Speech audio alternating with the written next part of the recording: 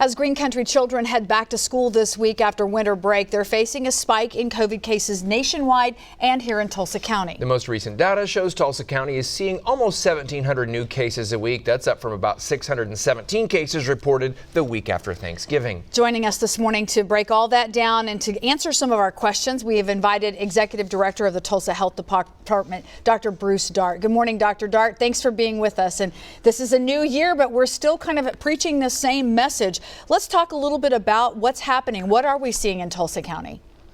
So we know that we've got virus circulating very well throughout Tulsa County, both Omicron and Delta, and more than likely other variants as well. So virus is here, virus is circulating, and people still need to take precautions, still need to be vaccinated, still need to be masked in public. So all those recommendations I'm talking about that we've been talking about really since the beginning haven't changed, and we need to continue to stay vigilant because it's still here. You know, a lot of my friends who may have gathered with family and friends over the holidays have come home. Some of them said they're not feeling well, maybe have a slight fever.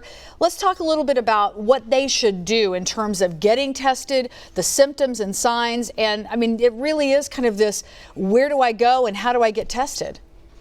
And I think that's a question that everybody's asking right now who have come back from the holidays. And if you go to the Tulsa Health Department website under our COVID-19 page, we have a whole list of places where people can get tested, both rapid and PCR. And bottom line is that if you are feeling sick, and whether it be cold-like or more flu-like symptoms, isolate from your family and friends until you can get that test. But go to our website, call your doctor, go to our website. There's a whole list of places. So we do have options, and we're talking internally as well and talking with the state about how we can actually expand testing operations for the next few weeks at least, because demand is really going up. I know at-home tests, there's a lot of publicity about those, folks using those. How accurate are those if we're ranking PCR tests and rapid tests and then at-home tests? I mean, what are the most desirable? Are at-home tests usable?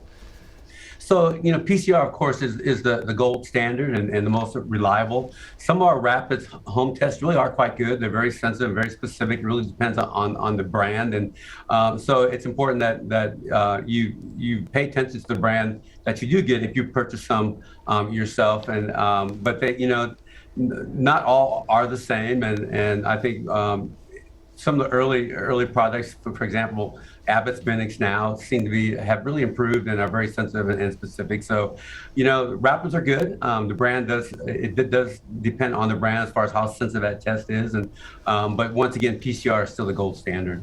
In terms of people getting vaccinated, it seems like every time we see a new variant, maybe the vaccine, I've heard, vaccine numbers tend to bump up when we see variants. Can someone get vaccinated if they are not feeling well? Because that's my question. People may want to get vaccinated. Oh, I'm not feeling. How do we get vaccinated? What do we need to be? Our health condition needs to be like.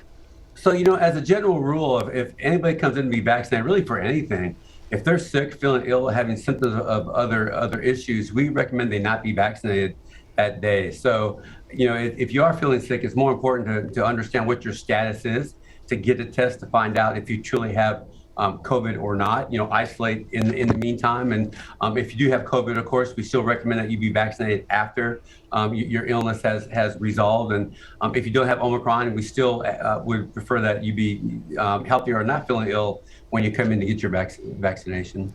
I know you speak with the hospitals on a regular basis. Tell us kind of the situation. What are they seeing and how are we with capacity? So hospitalizations are definitely going up. I mean, I think 2 weeks ago, we were less than 10% of all COVID patients in hospital, or all patients in hospital with COVID. As of this morning, we're almost 18% of all patients in the hospital having COVID, about 311 patients. So definitely hospitalizations are going up. And, with Omicron, our big concern is that because it's so highly transmissible that many people are going to get Omicron, including healthcare workers, which is going to impact capacity of hospitals and staff beds. So that's something that everybody should be aware of, and take that step to keep yourself as safe as possible. Get your vaccine, get boosted, wear your mask in public, because hospitals are at risk just like everybody else.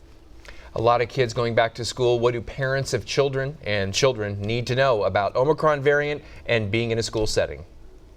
So we know that Omicron is here, and younger kids are shown to be more susceptible to Omicron. I'm not sure susceptible is the right word, but our younger kids are now definitely getting COVID, and more than likely it's Omicron. So, if you're eligible to be vaccinated, we ask that parents really think seriously about vaccinating their children to keep them safe and keep those around them safe. Children should still be masking in school, to be perfectly honest, until we get past this Omicron wave. And there is some good news around Omicron. We're starting to see some early studies that are showing that vaccinated people who got Omicron are seen to have a more robust antibody response to other versions of the virus as time progresses. So there is some good news here, but the best thing is not to get infected, not to get exposed, and take these steps around vaccinations, masking, distancing to keep yourself safe. Dr. Dart, we have to wrap, but thank you so much for your information today. We appreciate it. You bet. You guys stay safe. Thank you.